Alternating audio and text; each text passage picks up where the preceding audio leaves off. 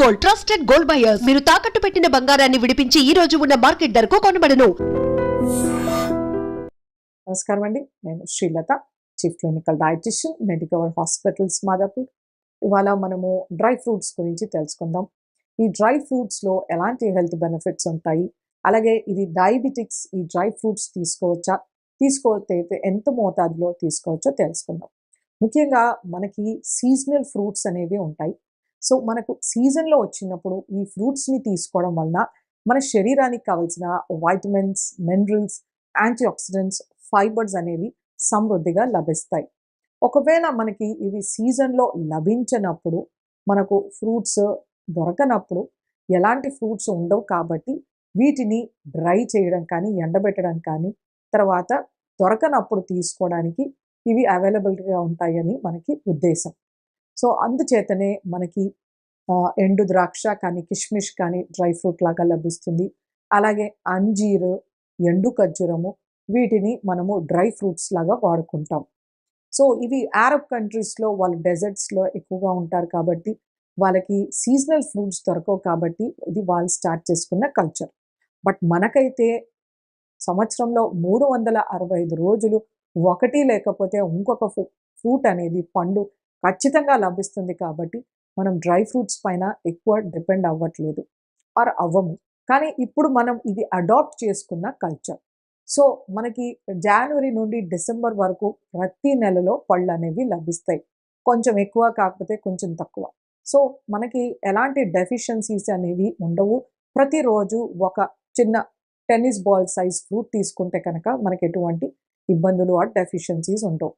So ముఖ్యంగా మనకి న్యాచురల్గా, ట్రెడిషనల్గా ఈ డ్రై చేసే ఫ్రూట్స్ ఏవైతే ఉంటాయో వీటిలో మనకి పొటాషియం మెటాబైసల్ఫేట్ కానీ, సోడియం బెంజోయేట్ కానీ వేస్తూ ఉంటారు. ముఖ్యంగా రంగు ఉండేవి మారకుండా ఆప్రికాట్స్ లాంటివి, ఆరెంజ్ ఉండేవి, వీటిలో సోడియం బెంజోయేట్ వేస్తుంటారనమాట. సో మనము జాగ్రత్తగా ఈ కెమికల్స్, ప్రిజర్వేటివ్స్కి దూరంగా ఉండాలి అనుకున్న వాళ్ళు వీటిని అవాయిడ్ చేయొచ్చు. లేకపోతే వీటిని శుభ్రంగా నీటిలో కడిగి నానబెట్టి వాటిని తీసుకోవచ్చు అనమాట. అలా చేయొచ్చు. సో మనకి ఈ డ్రై ఫ్రూట్స్లో నేను చెప్పింది కాకుండా ఈ మధ్యకాలంలో ప్రతి ఒక్క ఫ్రూట్ని వాటిని స్లైసెస్ కింద చాప్ చేసి షుగర్ వేసి బాగా కుక్ ఆర్ సన్ డ్రై చేస్తున్నారు షుగర్ సిరప్లో. వాటిని మనకి మార్కెట్లో అవైలబుల్ ఉంటాయి. మనం సూపర్ మార్కెట్లో స్టెప్ ఇన్ అయిన తర్వాత వెంటనే రకరకాల కలర్లో మనకి చెర్రీ, ప్రూన్స్, ప్లమ్స్, పీచ్, పేర్, కివి, ఇలా రకరకాల కలర్స్లో మనకి లభిస్తూ ఉన్నాయన్నమాట.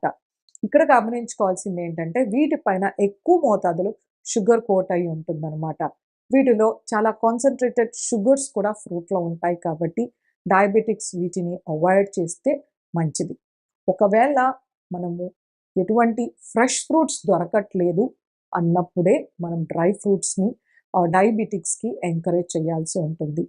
అలాగే వీళ్ళకి ఒకటి ఏంటంటే, ఒక మిత్ ఏంటంటే డ్రై ఫ్రూట్స్ అనగానే నట్స్ని డ్రై ఫ్రూట్స్ అనుకుంటూ ఉంటారు. So nuts and oil seeds ఇవి చాలా మంచిది డయాబెటిక్స్కి. ముఖ్యంగా మనము అక్రోట్ కానీ, బాదాం, పిస్తా, చిల్గోజా, లేకపోతే పుచ్చిపండు గింజలు కానీ, దోసపండు గింజలు కానీ, చియా సీడ్స్, అవిసెలు, తర్వాత నువ్వులు, పల్లీలు, జీడిపప్పు, ఇలాంటివి వీళ్ళకు ఎంతో మేలు చేస్తాయన్నమాట. సో వీటిలో ఉండే మోనో అన్సాచురేటెడ్ ఫ్యాటీ యాసిడ్స్ ఏవైతే ఉంటాయో ఇవి వీళ్ళ గుండెని ప్రొటెక్ట్ చేస్తాయన్నమాట.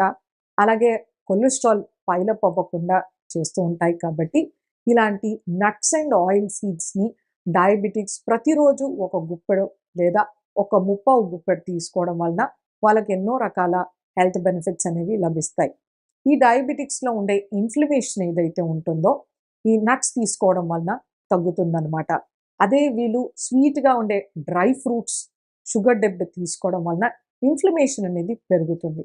సో ఇంత గొప్ప హెల్త్ బెనిఫిట్ అనేది మనకి నట్స్ అండ్ ఆయిల్ సీడ్స్లో ఉంటుంది కాబట్టి వీటిని నానబెట్టి తోలు తీసేసి తీసుకోవడం కానీ, లేకపోతే మూకుడులో ఈ గింజల్ని నూనె గింజల్ని వేయించి తీసుకోవచ్చు అనమాట. లేకపోతే సాలెడ్ పైన జల్లుకోవడం కానీ, చపాతీలు, జొన్న రొట్టెల్లో వేసుకోవడం కానీ, అంటే మనం నువ్వులు వేయడం కానీ, లేకపోతే అవిసెల్ని వేయడం కానీ, అవిసెని చట్నీ కానీ చట్నీ పౌడర్స్ ఇలా చేసుకోవచ్చు అనమాట.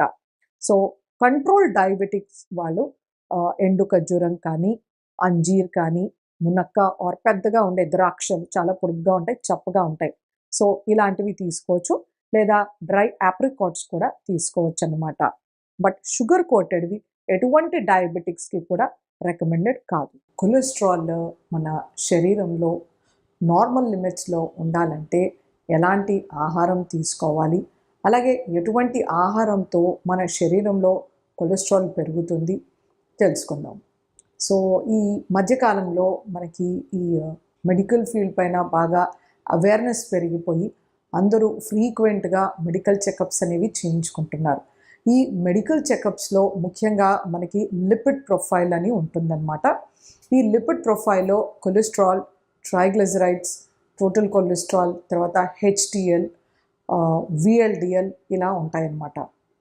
సో వీటిలో కొలెస్ట్రాల్ అనేది మన శరీరంలో లివర్లో ఉత్పత్తి అవుతుందన్నమాట.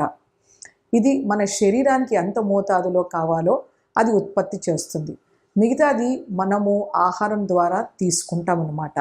సో మనకి అమెరికన్ హార్ట్ అసోసియేషన్ వాళ్ళు రోజుకి 300 మిల్లీగ్రాముల కొలెస్ట్రాల్ ఆహారం త్రూ తీసుకోవచ్చు అని రికమెండ్ చేస్తున్నారన్నమాట.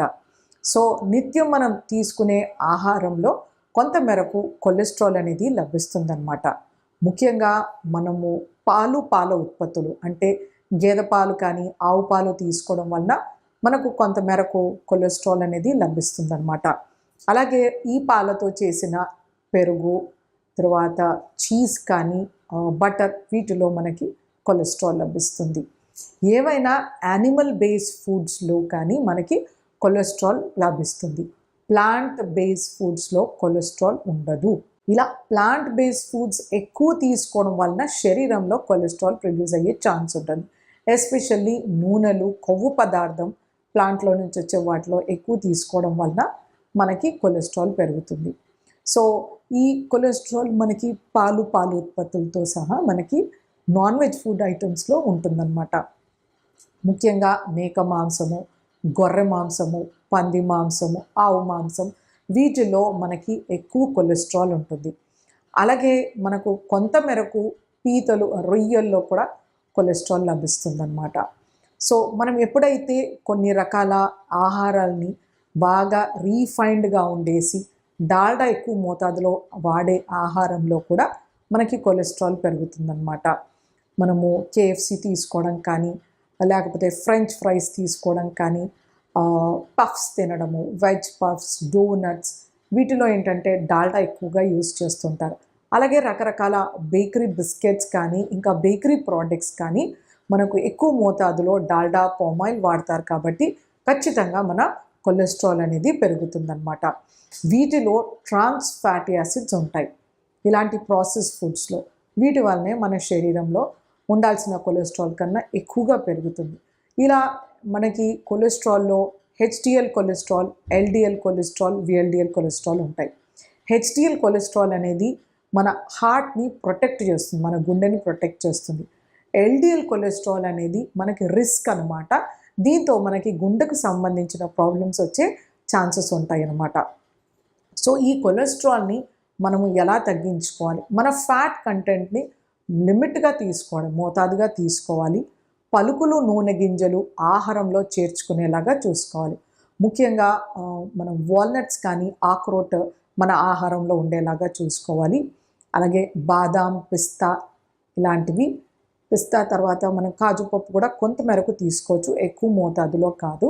అలాగే నూనె గింజల్లో మనకి చియా సీడ్స్ కానీ, ఆవాలు, నువ్వులు, తర్వాత సాఫ్లవర్ కానీ, పొద్దుతిరుగుడు పువ్వుల్లో కుసుమ నూనె ఉంటుంది, కుసుమ గింజలు కానీ, అలాగే మనము పంప్కిన్ గింజలు కానీ, దోసపండు, ఇంకా పుచ్చపండు ఇలాంటి గింజల్ని మనం ఆహారంలో చేర్చుకోవచ్చు.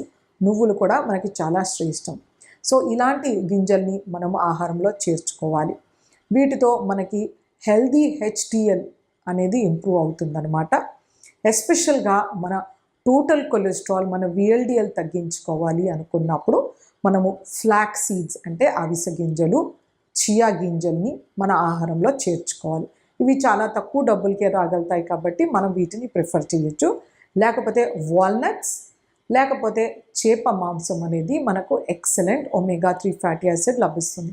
ఇది కూడా మన చెడు కొలెస్ట్రాల్ని తగ్గిస్తుంది అనమాట. ఇంకా వెజిటేరియన్స్లో ఎలాంటివి మన కొలెస్ట్రాల్ని తగ్గిస్తాయంటే, వేటిలో అయితే సాల్యుబుల్ ఫైబర్ ఉంటుందో, అంటే మనం క్యారెట్స్లో ఉండేది సాల్యుబుల్ ఫైబర్, మెంతుల్లో ఉండేది సాల్యుబుల్ ఫైబర్, అలాగే పపాయాలో, యాపిల్లో, వీటిల్లో ఉండేటివి సాల్యుబుల్ ఫైబర్ అన్నమాట. ఇన్సాల్యుబుల్ ఫైబర్ అనేది మన కూరగాయల్లో, పళ్ళల్లో, గింజలో ఉండేవి, తొనలో ఉండేవి, అంటే అవి చాలా గట్టిగా గరుసుగా ఉంటాయి. సో వీటిలో ఇన్సాల్యుబుల్ ఫైబర్ ఉంటుందన్నమాట. మనకి ఎస్పెషల్లీ సాల్యుబుల్ ఫైబర్తో మన కొలెస్ట్రాల్ అనేది తగ్గుతుంది. సో మనము సాలడ్స్, బీట్రూట్ కానీ, కీర, ఉల్లిపాయ, టొమాటో, క్యాబేజ్ ఇలాంటివి మనం ఆహారంలో ఖచ్చితంగా ప్రతిరోజు ఉండేలాగా చూసుకోవాలి. అలాగే పళ్ళల్లో ఇంతకుముందు నేను చెప్పినట్టు పళ్ళు తీసుకుంటే కనుక మన కొలెస్ట్రాల్ తగ్గుతుంది. అలాగే మనం తీసుకునే నూనె మోతాదుగా తీసుకోవాలి. సగటుగా మనిషికి 20 నుంచి 30 గ్రాముల నూనె ప్రతిరోజు అవసరం ఉంటుందన్నమాట. దీనికన్నా మించకూడదు. ఈ 20 నుంచి 30 గ్రాముల్లోనే మన నెయ్యి కానీ, వెన్న కానీ, నూనె కానీ ఉండాల్సింది. అలాగే డాల్డాని, పామ్ ఆయిల్ని అవాయిడ్ చేస్తే చాలా మంచిది. మనం బేకరీ ప్రోడక్ట్స్ తీసుకోకపోతేనే శ్రేష్టం.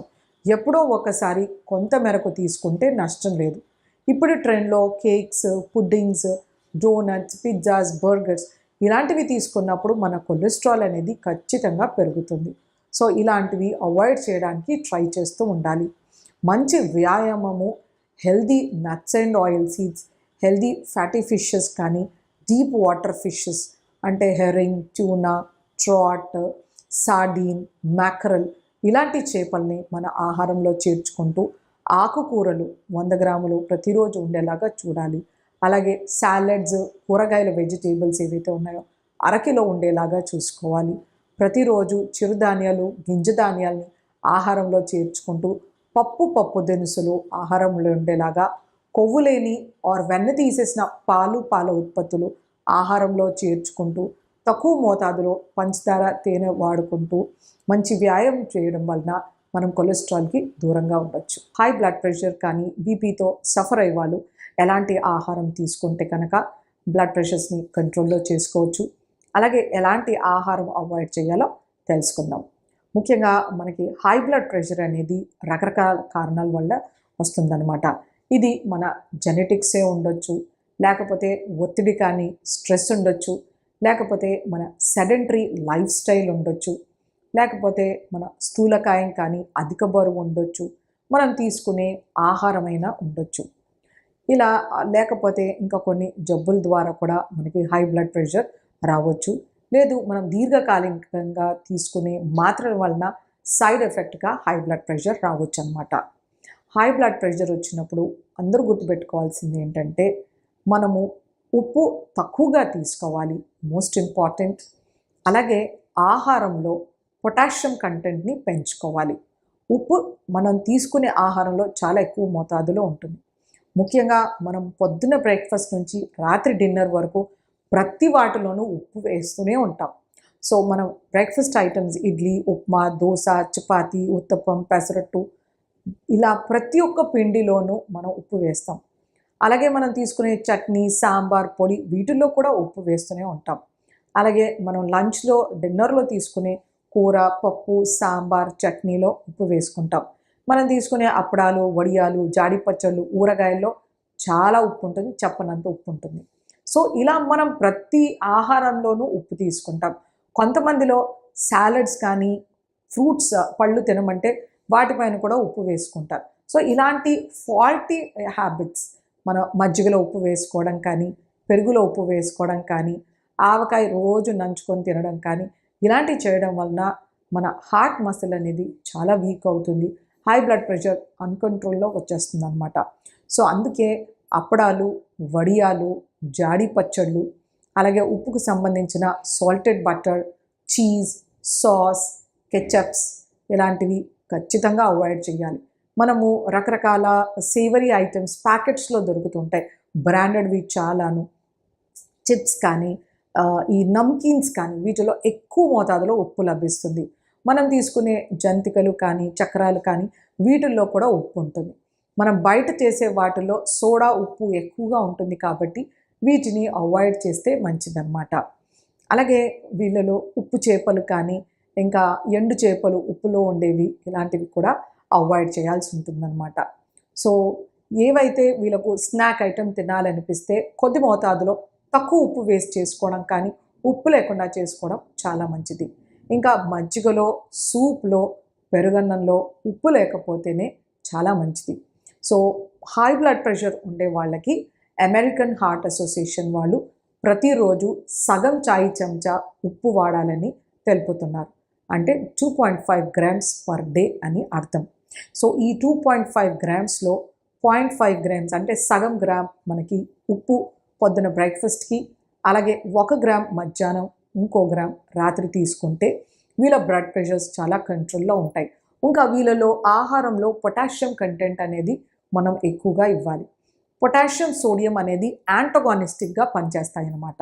సో మనం ఈ పొటాషియంని ఆకుకూరలు, కూరగాయలు, పళ్ళు, పప్పు దినుసులు, అలాగే కొన్ని రకాల చిరుధాన్యాల్లో లభిస్తాయన్నమాట. సో ముఖ్యంగా అన్నిటికన్నా ఎక్కువ పొటాషియం అనేది పప్పులో లభిస్తుంది. సో పప్పు సూప్ కానీ, పప్పుని మనము మొలకల కింద కానీ, గుగ్గిళ్ళు ఉడికించి కానీ, బట్టిలో ఉప్పు లేకుండా ఆడించిన శనగలు, బఠానీలు తీసుకోవడం వలన మనకు మంచి పొటాషియం లభిస్తుంది. అలాగే మనము ప్రతిరోజు 3 పూట్ల ఒక చిన్న కప్పు నిండా కనీసం వెజిటేబుల్ సాలడ్ అంటే ఒక టొమాటో, ఒక ఉల్లిపాయ, అలాగే ఒక క్యారెట్, బీట్రూట్ అన్ని కొన్ని ముక్కలు ఇలా పొద్దున్న నుంచి సాయంత్రం వరకు 3 పూటల ఒక కప్పు సాలడ్, అలాగే ఆకుకూరలు, కూరగాయలు సమృద్ధిగా ఆహారంలో చేర్చుకోవడం అనేది చాలా ఇంపార్టెంట్. వీటితో పాటు మనకు ఒక గుప్పెడు పలుకుల్లో కూడా పొటాషియం అనేది చాలా బాగుంటుంది. వీటిని కూడా నానబెట్టి తీసుకోవచ్చు. సో ఖచ్చితంగా నూనె గింజలు కానీ పలుకులు కానీ ఒక గుప్పెడు ఆహారంలో చేర్చుకోవాలి. ముఖ్యంగా చియా సీడ్స్ కానీ, ఫ్లాక్స్ సీడ్స్, గుమ్మడి గింజలు, watermelon seeds, muskmelon seeds ఇలాంటివి చేర్చుకోవడము, లేదా బాదాం, పిస్తా, అక్రోట్, చిల్కోజా, macadamia nuts, pecans, pine nuts, hazelnuts ఇలాంటివి చేర్చుకోవాలి ఆహారంలో. సో వీటిలో మనకి మంచి పొటాషియం లభిస్తుంది. అలాగే రాగుల్లో కూడా పొటాషియం లభిస్తుంది. రాగిని జావ కింద కానీ, రొట్టె ముద్ద కింద తీసుకోవచ్చు. అలాగే జొన్నలు, సజ్జల్లో కూడా మనకు మంచి పొటాషియం లభిస్తుందన్నమాట. ఎప్పుడే కానీ మనం పండు తీసుకున్నప్పుడు దాని తొన తీయకూడదు. పండులో ఉండే తొన పైనే ఎక్కువ మనకి పొటాషియం లభిస్తుంది కాబట్టి మనం ఫ్రూట్స్ని పీల్ చేయకూడదు అనమాట. సో ఇలా ప్రతిరోజు ఒక 100 నుంచి 200 grams వరకు ఫ్రూట్స్ తీసుకోవడం చాలా మంచిది. కొబ్బరి బోండంలో మనకి మంచి పొటాషియం అనేది లభిస్తుంది అనమాట. సో జ్యూసులు కాకుండా ఒక ఫ్రూట్ తీసుకోవడము, అప్పుడప్పుడు వారంలో 2-3 సార్లు మనము కొబ్బరి బోండం తాగడం వలన మన బ్లడ్ ప్రెషర్స్ అనేవి బాగా కంట్రోల్లోకి వస్తాయి. సో మన జీవన శైలి అనేది మార్చుకోవాలి. మంచి ఎక్సర్సైజ్, వాకింగ్, జాగింగ్, యోగా ఇలాంటివి చేయడం చాలా ఇంపార్టెంట్. అలాగే మనము వాకింగ్ చేసేటప్పుడు కొంచెం లైట్ మ్యూజిక్ కానీ, లేకపోతే కూర్చొని కాసేపు మెడిటేషన్ చేయడం వలన కూడా మన మైండ్ అనేది చాలా పీస్ఫుల్గా ఉంటుంది. దీంతో బ్లడ్ ప్రెషర్స్ అనేవి చాలా కరెక్ట్ చేసుకోవచ్చు. ఎక్కువ స్ట్రెస్ తీసుకోవడం వలన హై బ్లడ్ ప్రెషర్ వచ్చే ఆస్కారం ఎక్కువ ఉంటుంది. బ్లడ్ ప్రెషర్ కంట్రోల్లో చేసుకోకపోతే కిడ్నీస్ ఎఫెక్ట్ అవ్వడము, స్ట్రోక్ రావడము, హార్ట్ ఫెయిల్యూర్ అవ్వడము ఇలాంటివి ఎన్నో రకాల సైడ్ ఎఫెక్ట్స్ ఉంటాయి. సో అందుచేతనే మనము dietary approach to stop hyper tension, dash diet, ఇందులో ఉప్పు తక్కువగా, పొటాషియం ఎక్కువగా, ఆకుకూరలు, కూరగాయలు, చిరుధాన్యాలు, గింజధాన్యాలు, కొవ్వు లేని పాలు, అలాగే చేపలు, తోలు తీసేసిన కోడి మాంసం, కోడిగుడ్డు ఇలాంటివి నట్స్ అండ్ ఆయిల్ సీడ్స్ మన ఆహారంలో చేర్చుకోవడం వలన హై బ్లడ్ ప్రెషర్ అనేది చాలా కంట్రోల్లో ఉంటుంది మనకి. నమస్తే. Sir, one life lesson what medicine has taught you. Whatever you can do without expecting. But I really believe మన పాజిటివ్ యాటిట్యూడ్ ఉంటేనే మనం ఏదైనా సాధించగలం. గట్ని మనం కరెక్ట్గా డీల్ చేసినట్లయితే అది మనకి పాజిటివ్ హార్మోన్స్ ని రిలీజ్ చేస్తుంది. షుగర్ వచ్చిన వాళ్ళ పరిస్థితి ఏంటి? పొట్ట దగ్గర పెరిగితే దాన్ని ఆండ్రాయిడ్ అంటారు, ఆండ్రాయిడ్ ఫోన్ కదా. అసలు థాట్స్ ఎందుకు వస్తాయి? బ్రెయిన్ డెడ్ అంటే దానికి ప్రపంచం అంతా కూడా కొన్ని నిర్దిష్టమైనటువంటి లక్షణాలు ఉన్నాయి. మానసికంగా ధైర్యంగా ఉంటే క్యాన్సర్ జయించవచ్చు. You are a doctor for a cause sir, అంతే. వాళ్ళకి వచ్చిన ఆదాయం కాకుండా ఫ్రీ సర్వీస్ ఎంతమందికో చేస్తారు.